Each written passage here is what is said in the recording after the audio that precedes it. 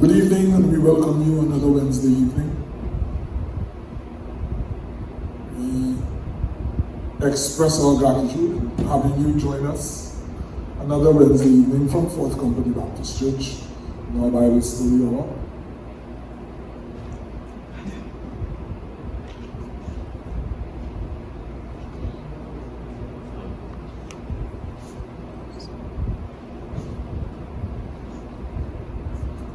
We welcome all of you, and we always take the opportunity to welcome new persons who are joining us. And this evening we have Alison Sutherland from San Fernando, and it's a pleasure having you with us, Alison. I pray that as we spend this time together in the presence of God, we all will be blessed and strengthened. I'd like for us to begin with a word of prayer. Can we just bow our heads, close our eyes as we go to God? Father God, we do thank you for waking us up this morning, for blessing us to see this new day. God, we identify with the words of the songwriter when he says, "This is the day that the Lord has made, and we will rejoice and be glad in it." We thank you, God, for the way you have guided us, directed us, protected us, and kept us thus far during this day. Thank you for bringing us another time in your presence and in the presence of each other, God, where we can learn more about you. I ask, God, that you will continue to reveal yourself to us, God. It is what you want us to know about you, because there are many things about you that our minds are not able to fathom. But we thank you, God, for the things that we are able to understand. And I pray this evening, by the power of your Holy Spirit, God, that you will teach us more about you. As we spend time in your word, you illuminate our minds, God. Let us be aware, more aware, God, of who you are and how we are to live in accordance with your will and your word. You just take charge and control of everything said and done. It's my prayer. Everything will bring praise and honor and glory to your name. For I ask this in the name of Jesus Christ. Amen. Amen. Good evening again, and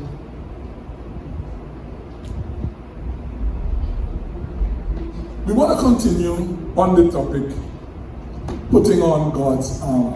Putting on God's armor. That has been our topic for the past 5 weeks.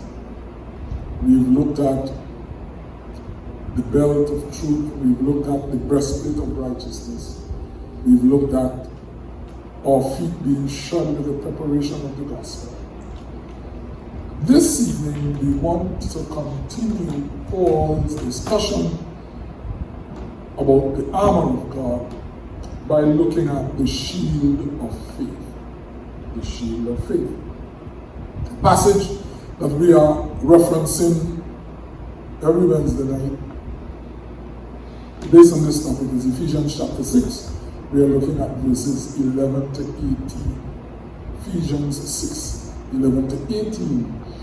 However, for the topic that we are on this evening, the shield of faith, that is specifically recorded in verse 16 of Ephesians chapter 6. Verse 16.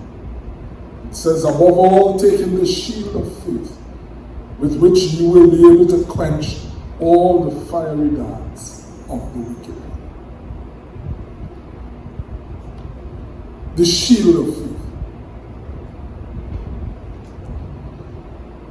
When we read Ephesians chapter 6, you know there are some things that are said or done by persons who are unqualified. You know, when in the country we have this thing, I say if somebody tells you something, and as far as you are concerned, they are not an authority on what they are speaking about, you would say, well, what authority they have to tell you this? You know? When we look at Ephesians 6, for Ephesians on the whole, we might ask ourselves, who is this person giving this counsel? Is this person authorized to give this counsel? Ephesians, the whole book of Ephesians was written by Paul to the Ephesian church. So Paul is the person who is telling us about this, putting on this armor of God. Now, it is important for us to note here, Paul is no green recruit. Paul is not talking about the armor of God from a looking on perspective. When we read and we study this armor of God, we are gleaning wisdom from a seasoned veteran in spiritual warfare. This is a man who had to be let down in a basket to get away from persons trying to kill him. This is a man who was persecuting Christians. This is a man who was shipwrecked. This is a man who was under house arrest, who was in prison for the gospel. This is a man who knows about spiritual warfare.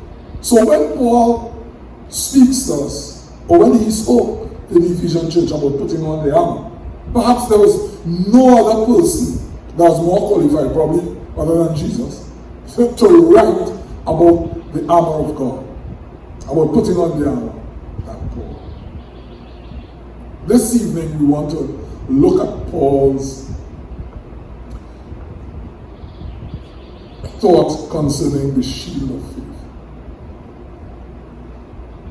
For every part of the armor, I've been saying all along that Paul used the Roman soldiers' armor as an analogy for the armor that we are to have as Christians. The Roman shield was called the scutum, S-C-U-T-U-M, scutum. It was called the scutum. The Roman shield was a very large shield. It was slightly curved, rectangular in shape, and in the center of the shield there was a large metal knob called a boss.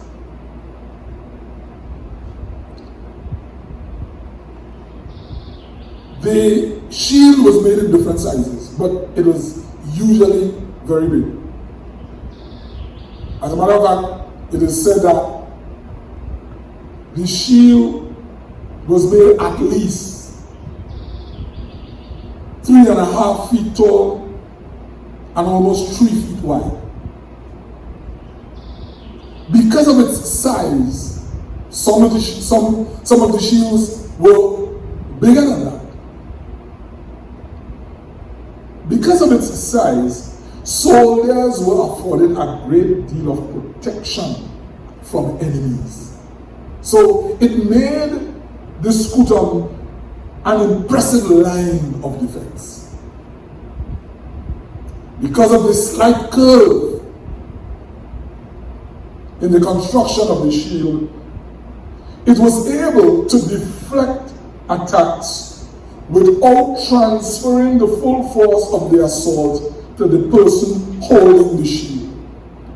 So that if the enemy attacked and the enemy's spear or whatever weaponry the enemy had was lodged against the shield because of its shape, because of the slight curve of the shield, the whatever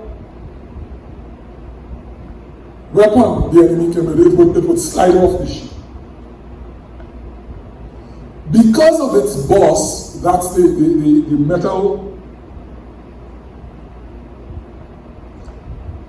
in the middle of it, the metal knob that was in the middle of the shield. It was able to deflect even the most vicious blows. And the boss actually was used to function in a limited offensive capacity, as a means of knocking the opponent backwards. The shield is really a defensive weapon, but the boss gave it the ability to operate as an offensive weapon, so that the soldier would use the shield to push back the enemy. The Roman military had an inventive and very effective tactic that made use of these large shields. If they were going to war and enemies started, and for those of you who like to look at war movies, you would notice that while the enemy is on march, they would have their archers shoot arrows. And the Roman military had a very inventive and effective tactic that they used to use their shields to perform. If enemies were firing arrows and other projectiles at the army, the soldiers would close ranks into a rectangular formation called a tortoise. Those on the outside would use their shields to create a wall all the way around the perimeter. Those in the middle would raise their shields over their heads to protect everyone from airborne missiles. The result was a formidable human tank that was very difficult to penetrate. Those of you who, like I said, just don't like movies, and you saw a movie called Troy with Brad Pitt, you would see the formation of the tortoise in that movie. And you realize how formidable, if not impregnable, the tortoise was.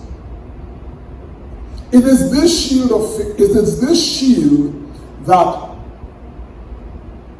Paul taught of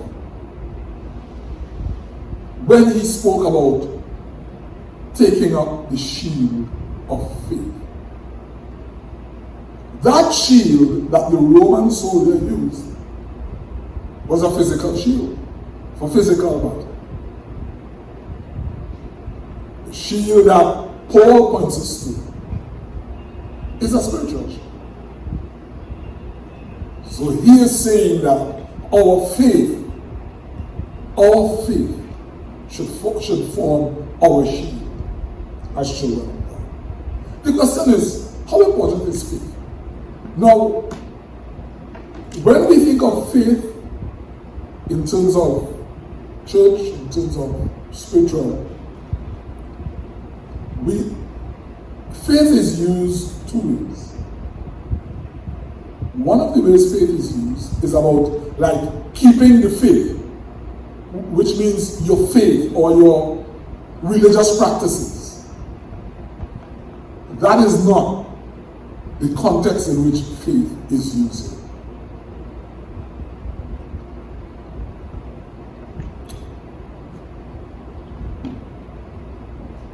The faith that is used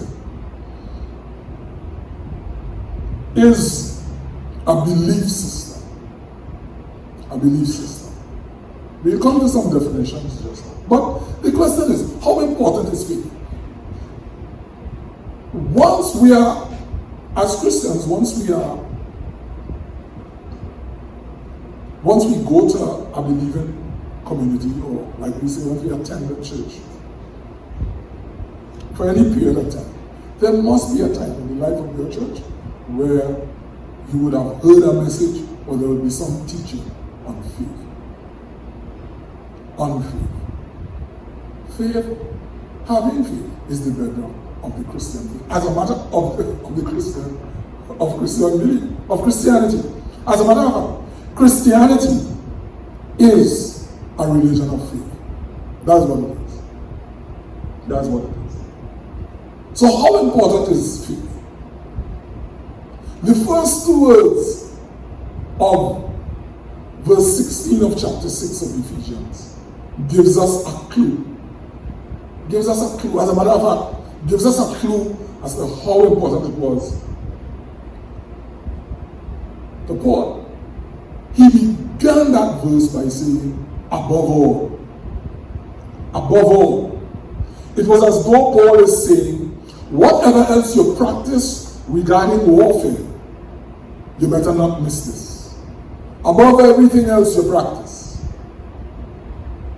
have the shield of faith. What is faith? Faith is being completely assured of something happening before it actually happens. Being completely assured of something happening before it actually happens. Faith is belief in advance. Belief in advance. We know the faith chapter of the New Testament is Hebrews 11. And we all remember that Hebrews 11:1 tells us faith is the evidence of things hoped for. Faith is the substance of things hoped for, the evidence of things not seen. Faith in God, then, is being completely assured, never questioning, never doubting, that God is able to and will do everything He says before He does it. Resting assured that once God says it, He will do it. Full stop. The word faith in the New Testament is translated from the Greek word pistis, P-I-S-T-I-S. And the word defined means firm belief. Firm belief. Faith is an unshakable belief in the promises of God.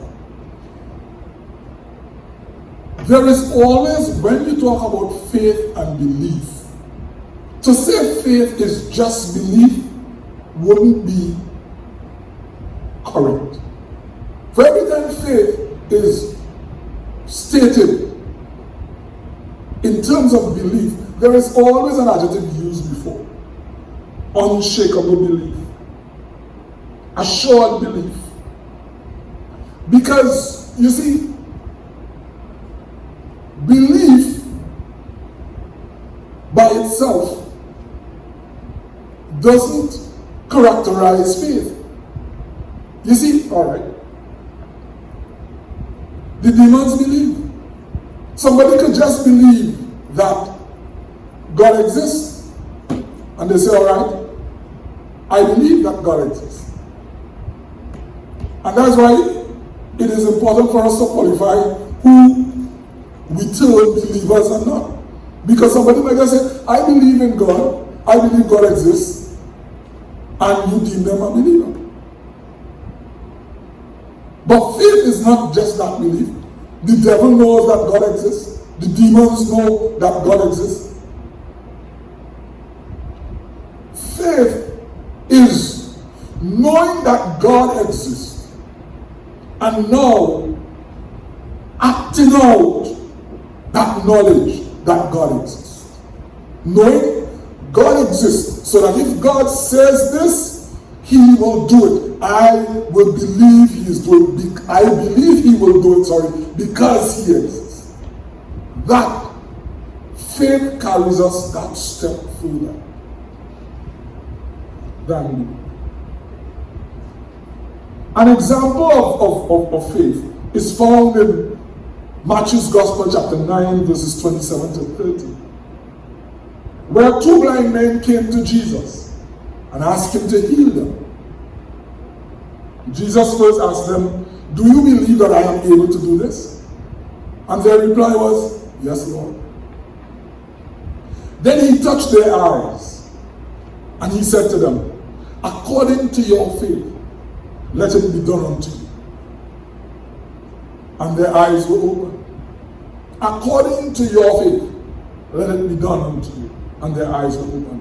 Their faith and assurance that Jesus could give them their sight was the substance or the reality they hoped for. It also gave them the evidence of trust that they would receive what they asked for.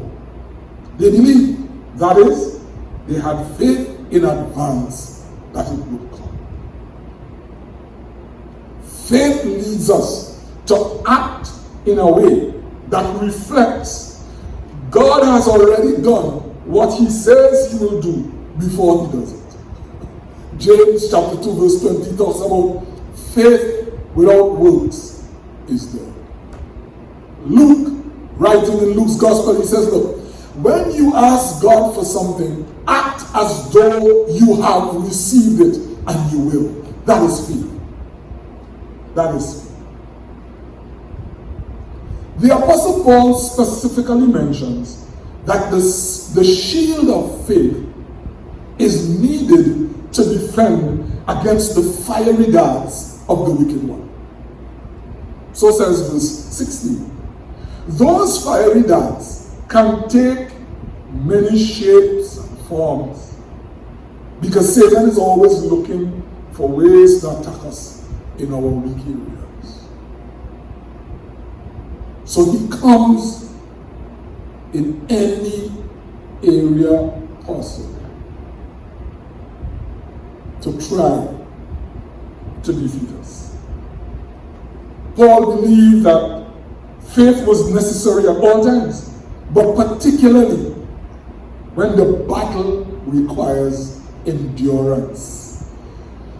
The thing about faith is this: faith in Christianity is not a 100-meter dash. It's not as though if we have faith today and we run a 100-meter dash and we don't know. Faith in Christianity is a marathon. For as long as we are Christians, we must have faith. We can't be Christians without faith. And it requires endurance. Endurance. Paul expected an onslaught from the enemy. Paul expected an onslaught from the enemy might last for an undetermined time.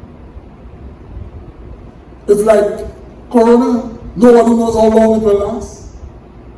But he knew that faith would weather the storm. So when you look at verses 11, verses 13, verses 14 of the same chapter 6 of Ephesians, Paul told believers, the word Paul used to believers is to stand. And remember last week when we were doing the right shoes, I made mention of the fact that to stand was a military term that was used to mean hold your ground. Do not give an inch of ground to the enemy. So, to hold your ground for a period of time requires endurance. Requires endurance. Paul was therefore referring to the kind of warfare that requires endurance, and endurance requires faith. Endurance requires faith. The only reason you endure is because you believe that is going to change. Know that I know that I know. So I'm holding on. I would like for us to consider some perspectives of God, Satan, and ourselves. as it relates to this question of having a shield of faith. It is important for us to know who God is if we are going to have faith in God.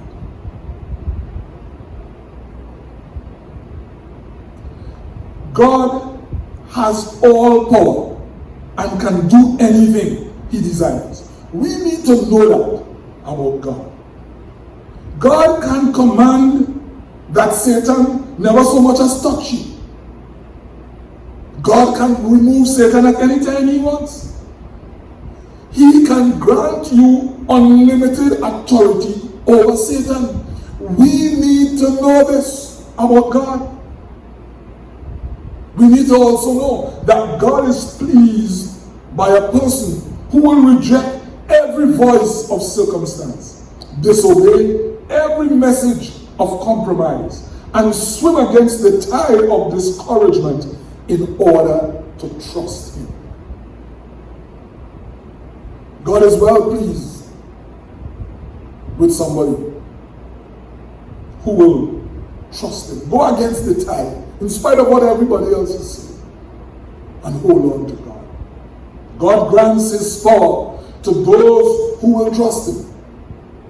From God's perspective, those who trust him bring him delight. Bring him delight. This is my beloved Son, in whom I am well pleased. Satan. We must understand that Satan is not omniscient. I remember being told that by a brother of mine years ago, and it has really strengthened my resolve, my Christian resolve. Satan is not omniscient, meaning Satan doesn't know everything. Satan cannot read hearts and search minds. He doesn't have that ability. He doesn't know the outcome before the testing. He only knows that the kingdom of God will be advanced or hindered based on whether we stand in faith or not. That's what he means. Therefore, in endurance trials, all his testing and temptations target our ability to persevere. He knows if he can just get us to let go, if he can get us to get tired and weary in well-doing, then he will have the victory. He knows that if we do not stand firm in our faith, we will not stand at all.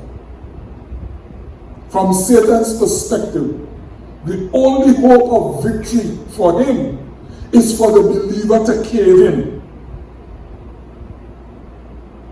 For the believer to cave into discouragement and to lose faith. Have you ever noticed, as a child of God,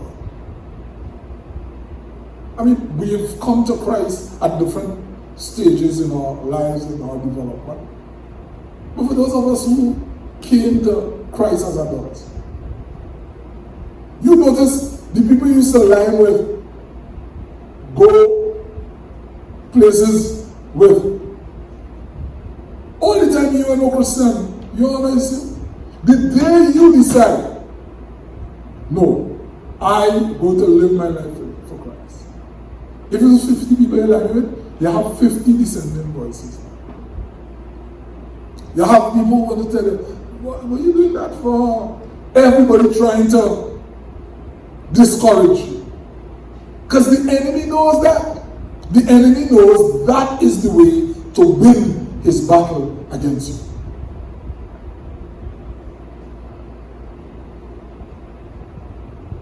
A perspective on ourselves. We need to remind ourselves of a couple of things. When we are in warfare, we need to remind ourselves a couple of things. One, my ability to change my circumstances doesn't matter at all. It matters not one bit. I cannot change my circumstances.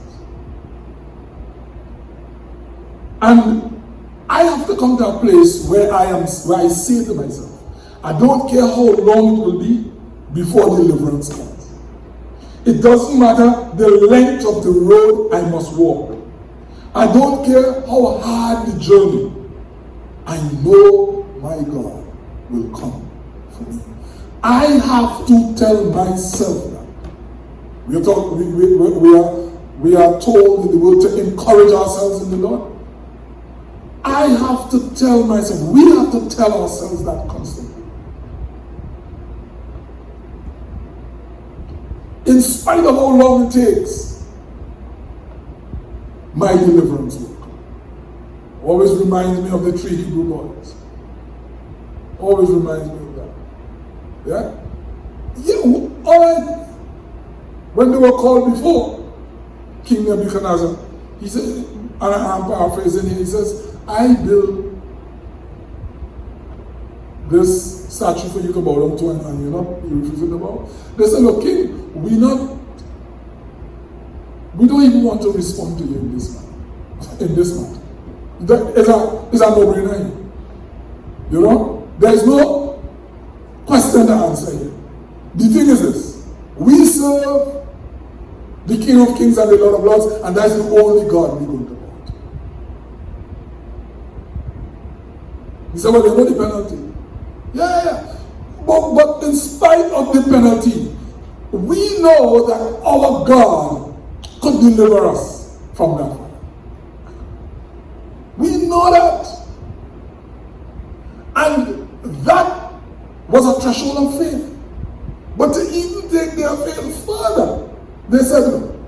But even if God chooses not to deliver us on this occasion, we still bow. Because to bow to your God is to displease our God. So we need to know. We need to stand firm. We need to say, listen. And we need to say to ourselves. We need to encourage ourselves. And no matter how long it takes. It doesn't matter. I know my God will make a way for me. Second thing is, we need to ask ourselves, shall I cave into this discouragement? Will I quit? Will I quit? I've heard people who, and we would have experienced it in our own Christian life from time to time.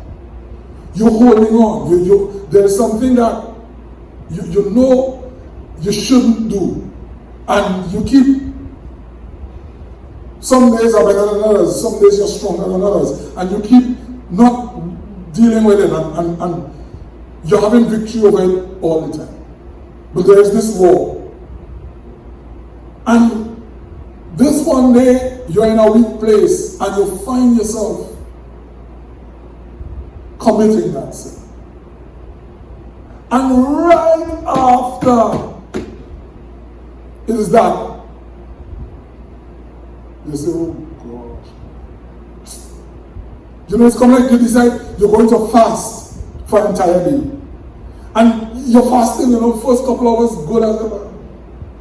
Lunchtime come and you hold out. 2 o'clock, 3 o'clock in the evening, you're holding out. Your belly started to grow. And you make yourself busy doing something, take your mind off it. When is about 3 o'clock? Oh gosh, I tell yourself, I can't make it. And now I have to get something to eat. Right after you put the first food in your mouth. Oh gosh, you feel so disappointed. Will I quit? We have to have the resolve to say no. No, I'm not going to quit. And say like Paul said. Like Paul said to the Romans in Romans chapter 8, verses 37 to 39. He says, for I am convinced, and we need to tell ourselves that, for I am convinced that in all these things we are more than conquerors through him who loved us. Neither death, nor life, nor angels, nor principalities, nor powers, nor things present, nor things to come, nor height, nor depth, nor any other created thing shall be able to separate me from the love of God, which is in Christ Jesus, my Lord.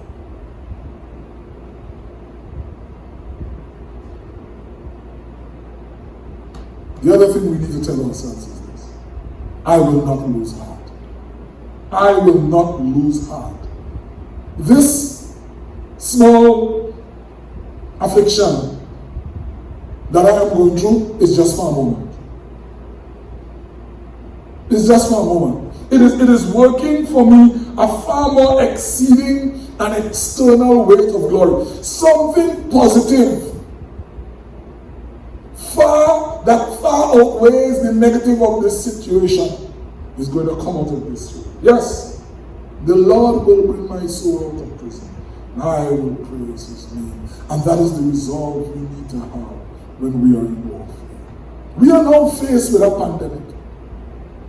And we wish it wasn't here. We wish things were different. We wish life would be abnormal. But you know what? This pandemic, in the short time that it is here, has taught us so many lessons. Things that we knew, that we took for granted. Things that we knew, that we didn't pay much attention to. It has brought us to a place. So we have to tell ourselves, listen, the benefits of this thing will far outweigh the fact that we have to wear a mask, the fact that we have to wash our hands for every time we go in a business place, the fact that we have to sanitize. As a matter of fact, it is being said by the health professionals that as a result of all the sanitizing and all the washing hands that is happening, you have a decrease of other diseases that would normally affect us because of lack of these things. From a human perspective, faith reflects an attitude that says, I trust God no matter what. No matter how long, I trust God. My hope is built on nothing less than Jesus' blood and righteousness. I am holding on to God. There's a brother who, I'm sure if we were meeting on a Sunday morning, he always sings and testifies. And one of his songs is, I don't mind waiting. I don't mind waiting. I don't mind waiting on the Lord. You see, fighting spiritual warfare, fighting spiritual battles requires us to stand. Stand firm. And standing requires faith.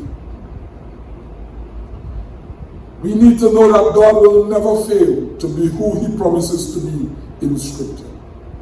It is a spiritual impossibility for anyone who believes in God to be ultimately defeated. Faith is an action word, is a verb, almost as many times as it is a naming word, as it is a noun. It is not only a mental function. Faith cannot be separated from action.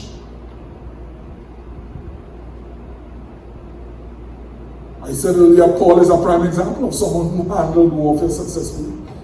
After Paul received the messenger of Satan to buffet him, he continued to serve God diligently. He didn't decide to look after Paul first. He didn't put the church's needs on hold until it got better. Instead, he armed himself with an attitude of faith and persevered by being steadfast, unmovable, always abounding in the work of the Lord.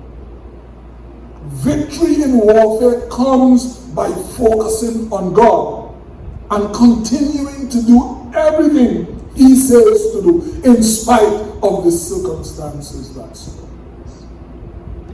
God loves and honors faith. Whenever anyone believes in him and adjusts his or her life, especially in the midst of a trial, God delivers that person with special blessings. There are some benefits to faith that I want to point out to us. Faith justifies us. To be justified means to be declared righteous.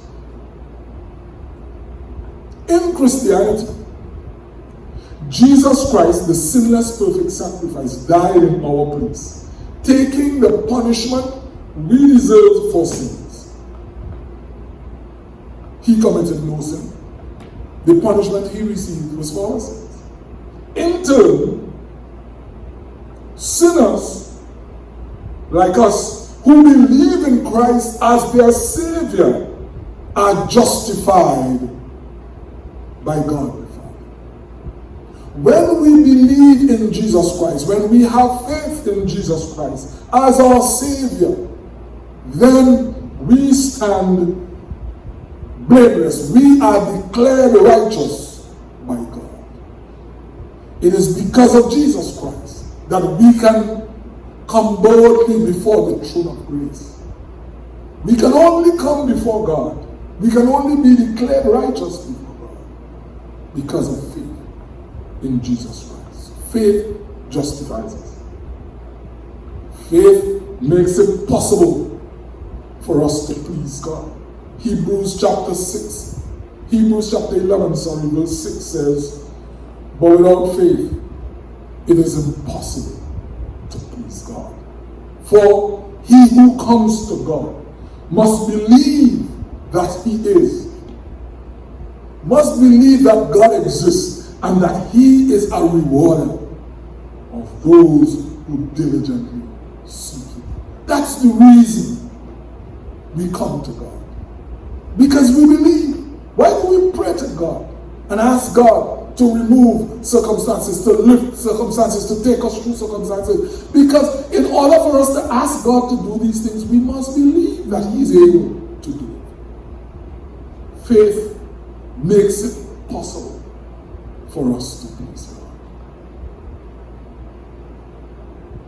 Final thing is, faith enables us to overcome.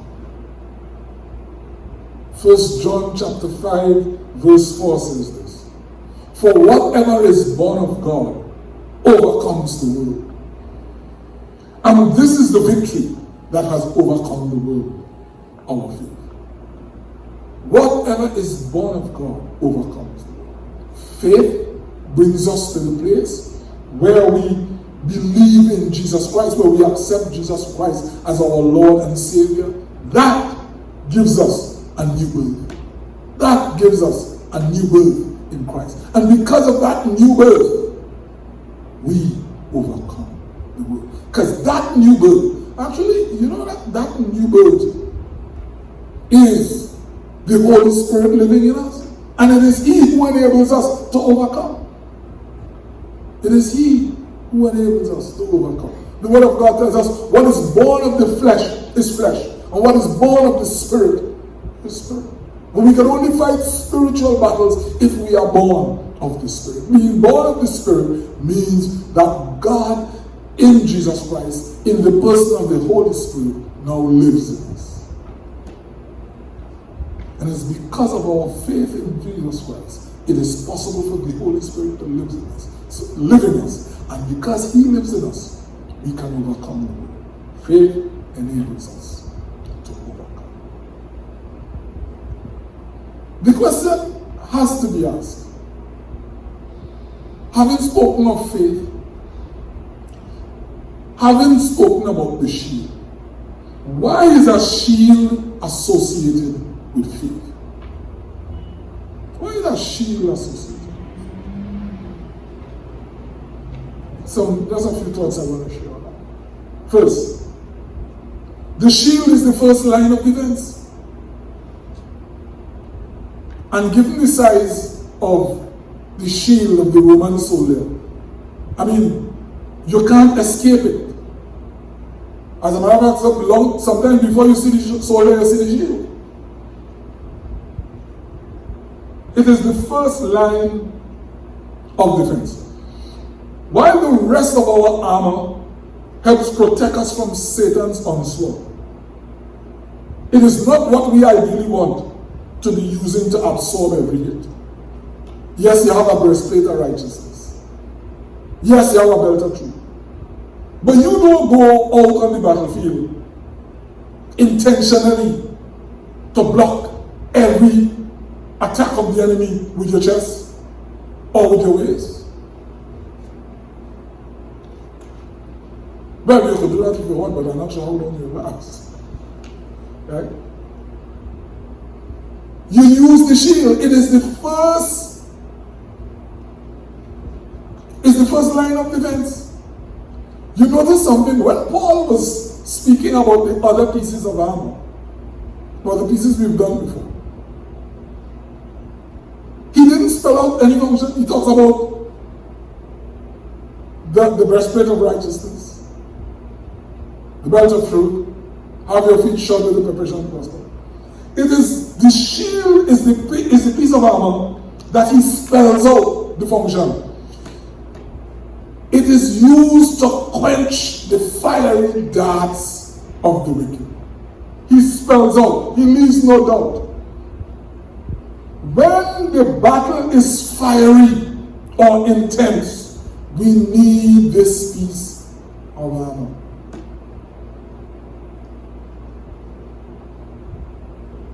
When our faith in God's omnipotence, and his omnipotence means his power, he's all powerful. When our faith in God's power and care is strong, it is impossible for Satan to break through and land any attack on us. Because whenever he comes against us, then the first line of defense that he has to penetrate is our faith. I know whom I believe, and I'm persuaded that he is able. Yeah? But if we allow doubt to creep in, the rest of the armor is going to take a beating. Yeah? And so will we in the process. An actively raised shield of faith prevents us from being battered. This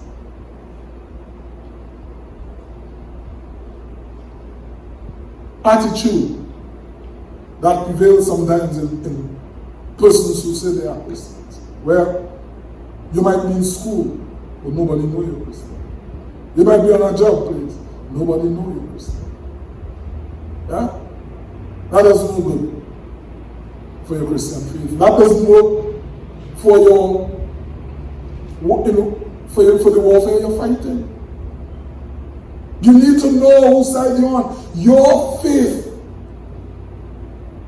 your unresolved, unquestionable assurance in the power of God must be made known. It must stand in front. Long before people see you, they see that. He coming, she coming, and something about God, something about talk to him. Let me hear what I hear. The shield of faith is our first line of defense. Let me just tell you something. If persons know you are Christian, it helps you in your battle. It helps you because there are things that they're not going to present to you. There are places that they would be going that they wouldn't tell you. And you don't have to feel bad about it. As a matter of fact, you need to give God praise and glory because that's one battle you don't have to fight. The shield of faith is the first line of defense. The shield guards. The shield guards us. Look, while a physical shield protects us physically, faith can protect our spiritual lives even in the middle of physical trials. Again, I go back to the story of Shadrach, Meshach, and Abednego. When they were attacked for their values and their belief, they were able to stand resolute, unwavering because of their faith. In their response, they essentially said, look, God is capable of delivering us from this faith. We don't know if he will or not. But that doesn't matter. It doesn't matter. Even if he chooses not to deliver us, we still not know.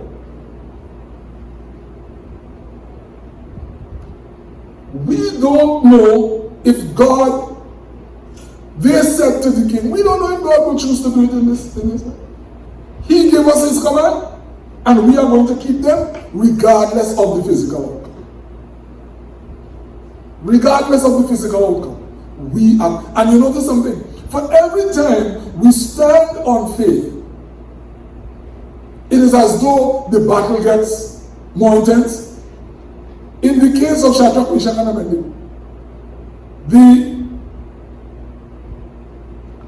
furnace they were putting them in was heated more than they were heated for normal persons. So it is as though the battle gets more intense for us.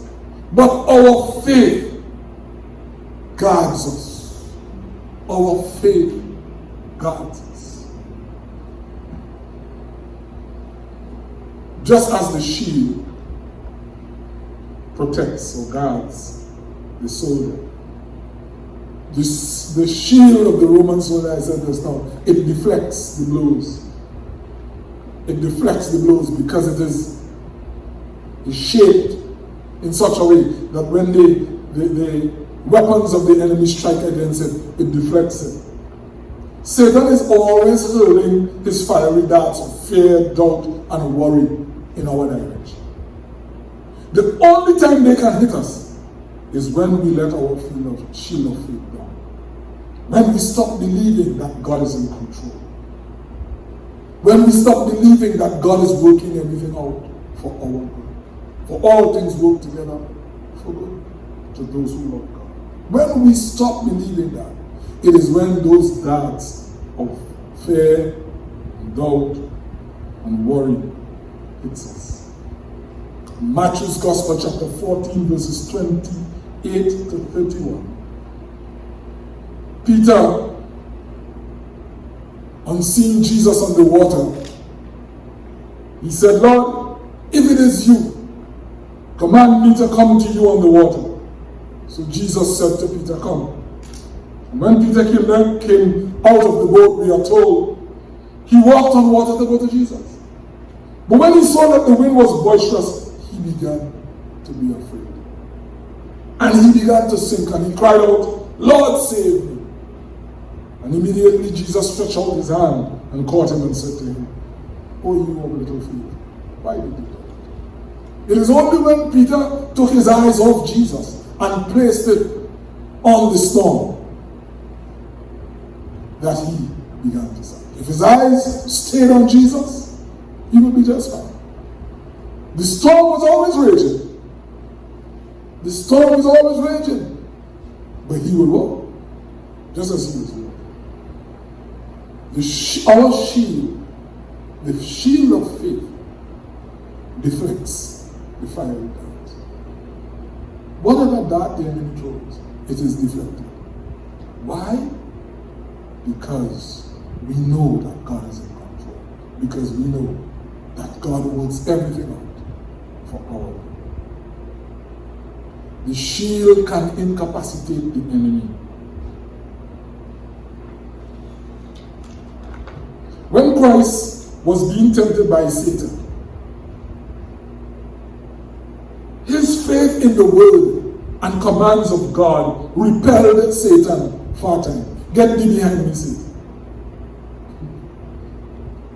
Remember? Tell him that. Get thee behind. And when we look at the passages that record that temptation of Jesus, we are always told at the end of it, and the devil or Satan left Jesus for a while. Yeah? The boss, or when I say the boss, the metal part or the metal knob in the middle of the Roman soldier's shield, that allowed them to give the enemy a shove.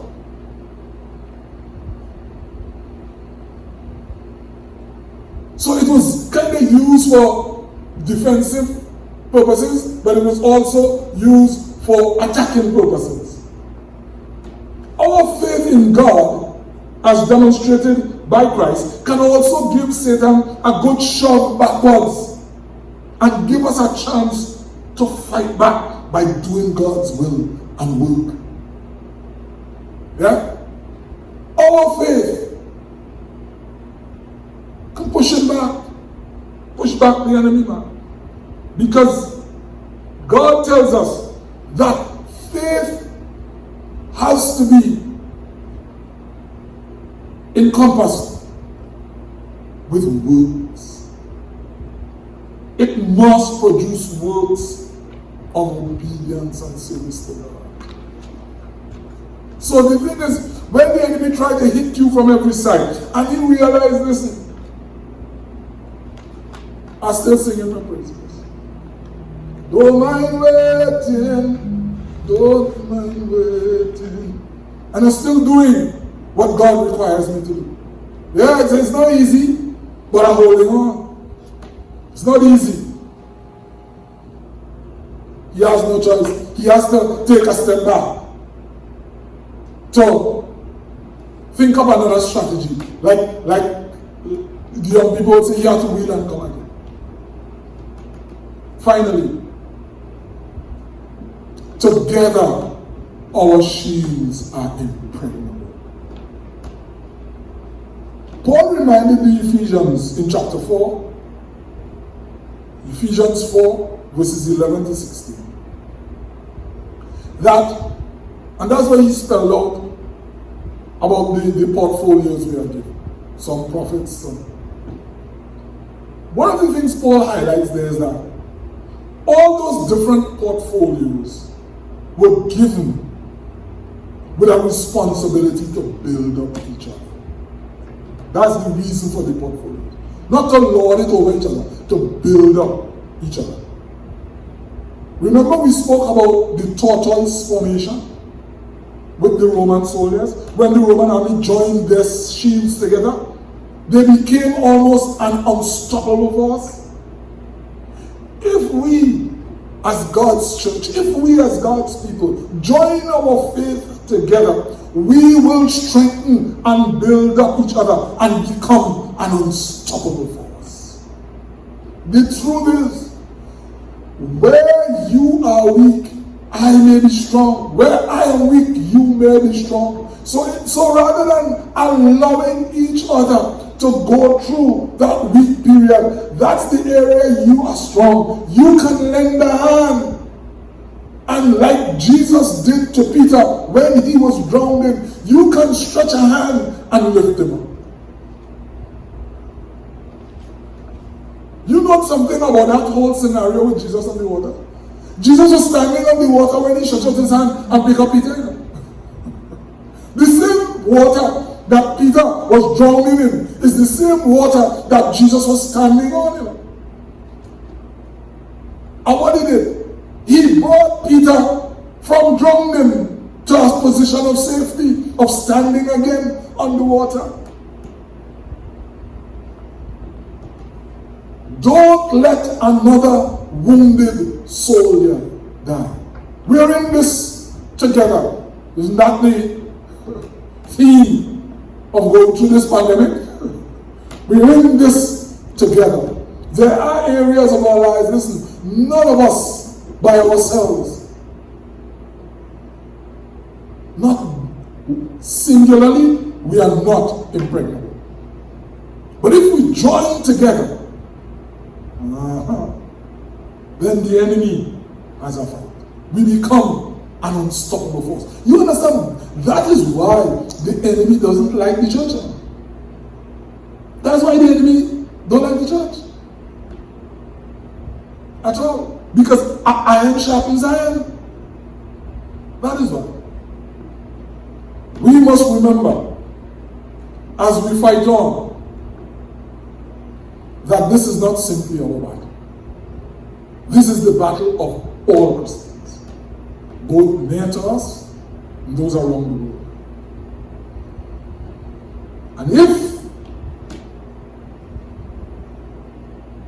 And if we can together place our shield of faith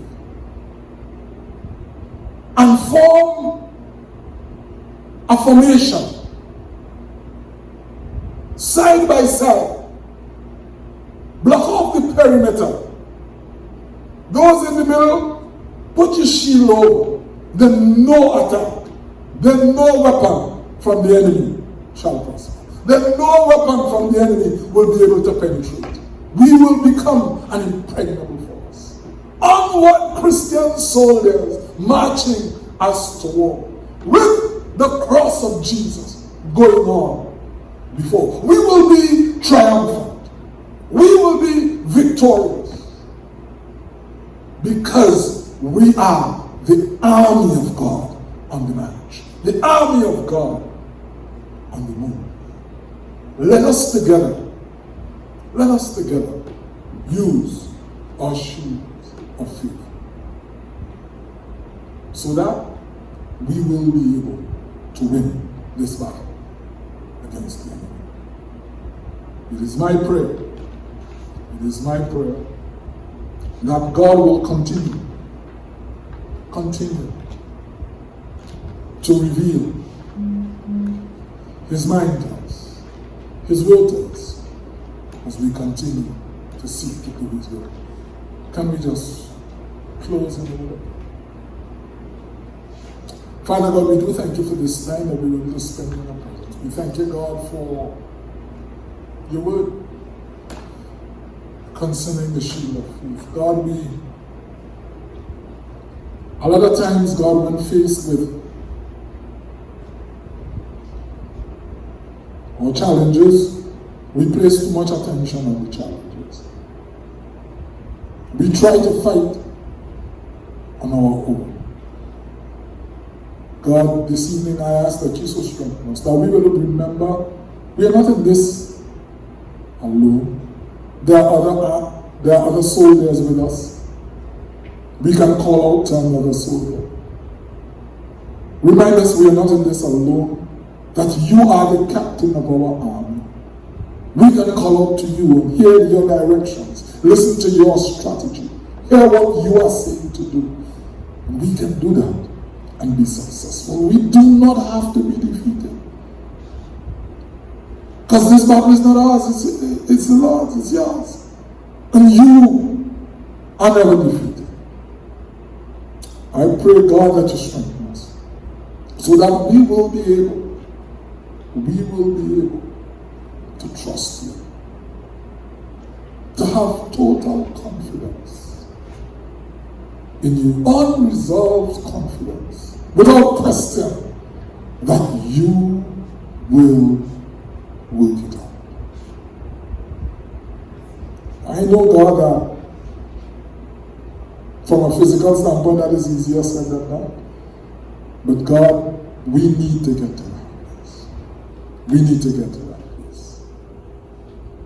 I thank you for revealing that word to us this evening. And I pray that you just strengthen us so that we can apply that to our lives. Application knowledge. We can apply it to our lives. Thank you, God, for all those who were tuned in to us this evening. Thank you for just ministering to us. As we go through the rest of the week, I ask that you will go with us, guide, direct us. We don't know what the week holds, but we know you know. So we place our lives in your hand and we ask for your guidance, for your direction, for your protection. Continue to be our God as we seek to continue to be your people. For we ask this in the Lord and the name of Jesus Christ. Amen. And amen. Next week.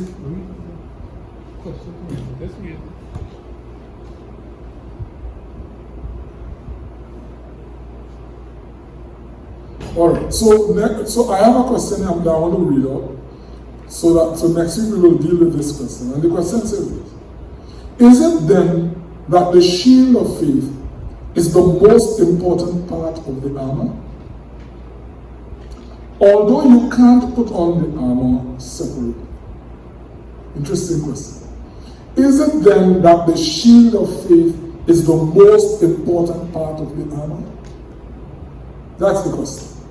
And just a point of note says, although you can't put on the armor separately. So next week we will answer this, we will deal with this question. Plus, any other questions, please remember we were saying it all the time. Any other questions that you have concerning the topic or anything else, you can WhatsApp it to myself or Leon or any member of the Baptist Church, as a matter of fact, who knows that they will get it to us. All right? Now, we would appreciate if you do that, like during the week, right? Get it in Leon or myself. During the week, so in that way, we will be able to factor in the answers into our time slot. Okay? So again, we are asking, this is one question that we know we'll have to deal with next week. So we are asking all of you as well, do your research. We come back next week, we'll deal with the question. And next week's sessions, for next week's session, we look at the other part of the armor, which is the helmet of salvation. So next week, Wednesday, please God, we'll be back looking at the helmet of salvation. During the time now, be safe. Please follow the instructions of the health professionals and the government. Keep trusting God. The God who has brought us thus far is more than able to take us through. Thank you for tuning in to us. God bless you. We'll see you on Sunday morning at 9 a.m. again here from Fourth Covenant Baptist Church. God bless you.